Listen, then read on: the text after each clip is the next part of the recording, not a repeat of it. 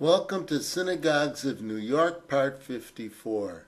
This is our fifth segment showcasing the Jewish houses of worship on the island of Manhattan. Our first stop is on the Upper West Side on 86th Street at a synagogue called the Society of the Advancement of Judaism. Not only is its unique, but so is its denomination. It is one of the very few Reconstructionist congregations on Manhattan Island. The congregation was founded in 1922 and also claims to have hosted the very first bat mitzvah celebration ever. Services for Shabbat are held both Friday evenings and Saturday mornings. Lauren Grable Herman has been its rabbi since July of 2015. Our next congregation is the Stephen Wise Free Synagogue. It's a Reformed temple. Stephen Wise founded this congregation in the very early 1900s. It's called free because whoever has spoken from the pulpit has been free to say whatever they want. Shabbat services are held both Friday evenings and Saturday mornings. Amiel Hirsch is the senior rabbi. Associate rabbis are Diana Fursko and Samantha Natov. Our next congregation is called the Sutton Place Synagogue, mainly because it is on Sutton Place. It is conservative affiliated and located on the east side on 51st Street. Rachel Ayen has been its rabbi since the summer of 2012. There is a daily morning and evening service besides the Shabbat services. The congregation was founded in 1901.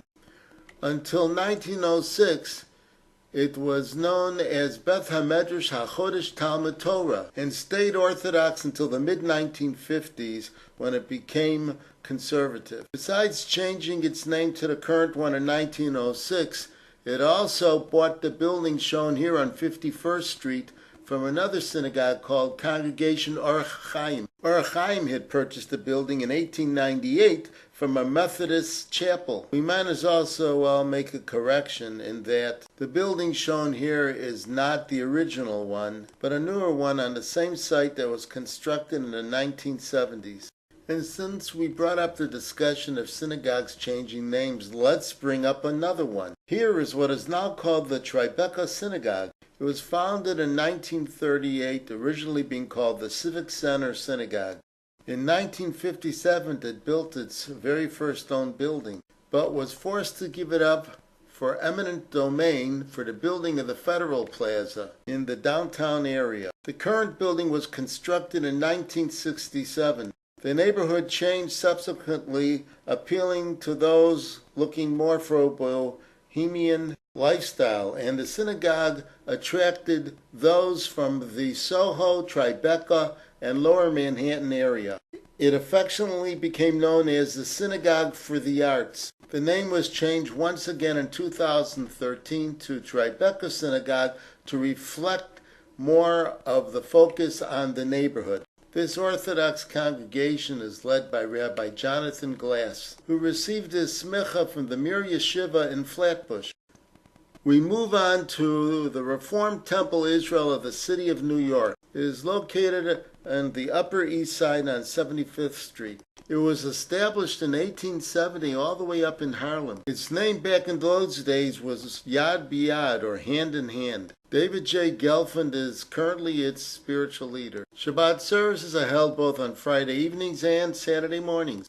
Here's Temple Sharei Tefillah, another Reformed congregation. It's also located on the east side on 79th Street. And there is a Shabbat service both on Friday evenings and Saturday mornings. Joel M. Masbacher has been the senior rabbi since July of 2016. Benny Weinberg is assistant rabbi. Sharei Tefillah started out in 1845 as an Orthodox congregation. Changes started to occur in 1879, and it officially joined the Reform movement in 1921.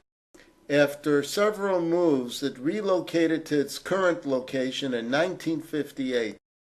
We come now to the final stop on this trip.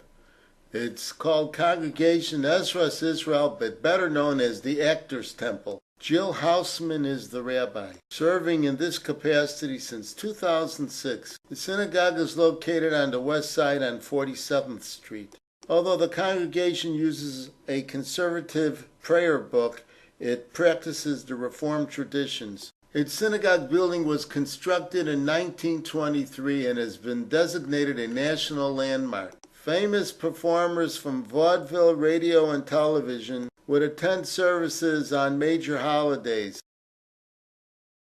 We conclude this segment letting you know that there are still many more synagogues on Manhattan Island as well as the rest of the state of New York to check out. So bye for now and see you soon.